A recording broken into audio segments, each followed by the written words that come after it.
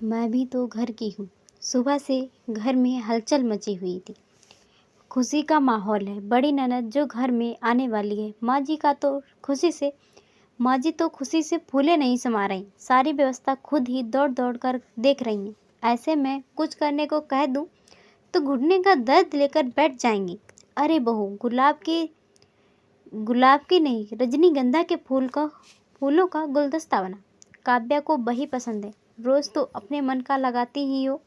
और हाँ, खाने में दही बड़े जरूर बनाना। जी माँ जी। सुबह से केवल मैं यही 3 शब्द बोले जा रही थी।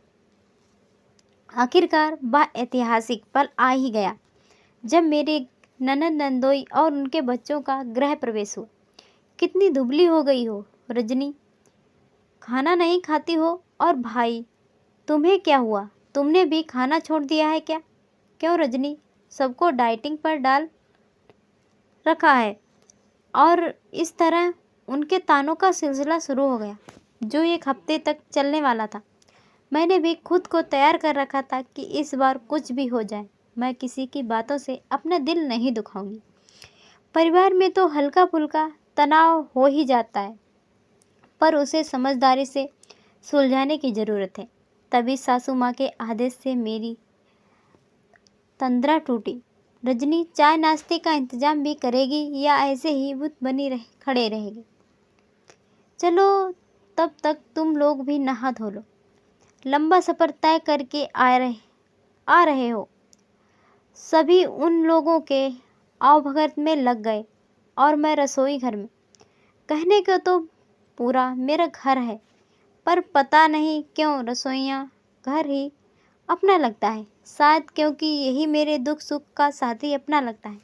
शायद क्योंकि यही मेरे दुख सुख का साथी है। रजनी, सबके लिए चाय लेकर यहीं आ जाओ, निखिल ने कहा और बच्चों को लेकर माँ जी के कमरे में चले गए। मैंने भी जल्दी जल्दी चाय छानी, बिस्कुट लिए, ट्रे में रखे और जाने लगी।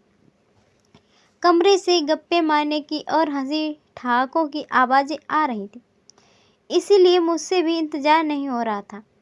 2 पल के लिए सबके साथ बैठ लूँगी और बातें भी हो जाएंगी। फिर तो खाना बनाने में लगना है। यही सोचकर मैं कमरे में सबके लिए चाय लेकर गई। चाय यहीं रख दे रजनी, और खाने की तैयारी कर। अपनी चाय तो लेती जा, और हाँ, दरवाज़ा चिपका देना।